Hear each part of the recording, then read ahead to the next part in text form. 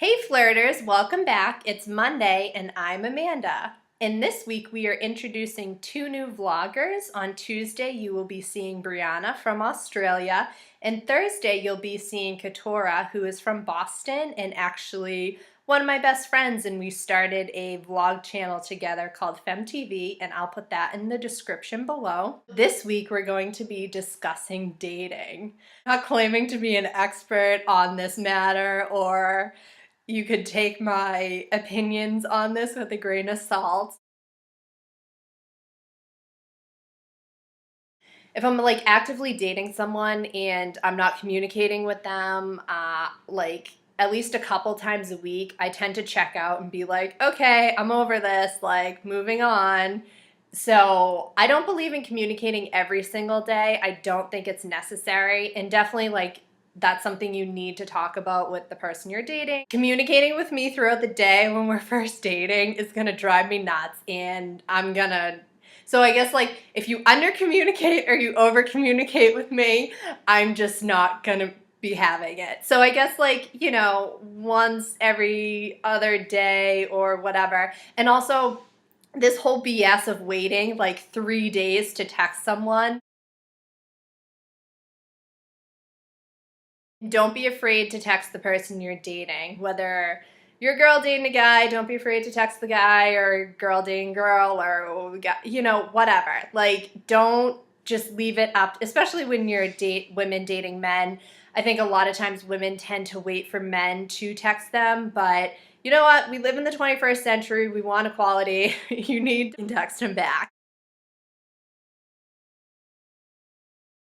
The busy text starts happening. They're like, oh, I'm just really busy this week or whatever, blah, blah, blah. Busy is the equivalent to bullshit, which means they're an asshole and you need to stop dating them, because if they're already saying that they're too busy to hang out with you, it's just bullshit. Like if you're really into someone, no matter how much you work or how, like, we're all busy, okay? Like, yeah, granted, some people technically are busier than others, but if you're really into someone, you're gonna make the time to see them no matter what.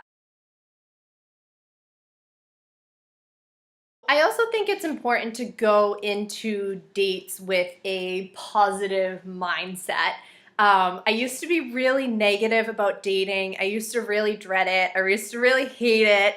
Not saying that it's my most favorite activity, quote unquote, to do, but I would say since I changed my mindset and thought like more positively about it and being more open-minded, I think it's brought people into my life, whether we've continued to date or not, just learning about them and their life experience and things like that. And I would consider those dates to be more successful dates than in my past. Just keeping an open mind, even just positivity in your life in general is just really good. So bringing the positivity towards dating is a good thing as well. And not go into dates with expectations. I know that sounds shitty. Obviously, I want the people that I'm dating to be, like they gotta meet certain criteria or whatever. Not that I'm like super picky, but you kind of have to be like, like have your life together in some certain way, like whether you're going to school or like you're working. And like, I'm definitely huge on dating people who are passionate about something in their life. I noticed that, especially in the past year, I've dated people who are more creative, like artists, more musician types. Even if that's like not their day job, they definitely have a passion outside of work, which is super important. So yeah, just having passion. But yeah, those are just kind of things on my whatever. But yeah, I mean, I don't like to go in being like, oh, we're gonna end up in a long-term relationship or married or have kids or blah, blah, blah, all that other stuff. Because I think sometimes we get too caught up in the expectations that we don't like let the fun flow and let the happiness and the excitement that comes with dating, because you're just like too focused on the end result and not the journey. You're too focused on the destination and not the journey.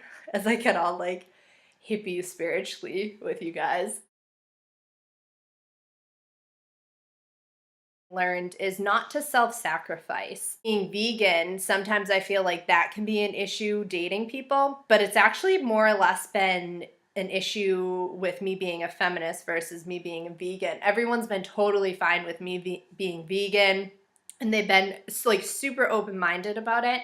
But the feminist thing, people seem to still have an issue with, which frustrates me. And clearly, those are people who you shouldn't continue dating, is the people that you feel like you might like self-sacrifice for, but it's an intricate part of who you are, and I don't think that you should ever sacrifice any part of who you are, whether you are, you know, for example, like if you're a cancer survivor, or if you are a domestic violence survivor, or if you are a stripper, or if you anything, you know, anything that's part of like who you are and your identity and you feel very connected to, don't ever feel like you should have to sacrifice that, because it's eventually going to come out like down the line. If you want to see more videos like this, put the topics in the comments below. Also subscribe to Flirt. You can follow me on Twitter and check out Flirt. You can see some awesome articles by the amazing writers that Flirt has, myself included. Some self-promotion there. So yeah, just subscribe, let us know if you have any topics, and I hope you enjoy the rest of this week's vloggers, and I will see you all back here on Monday. Bye!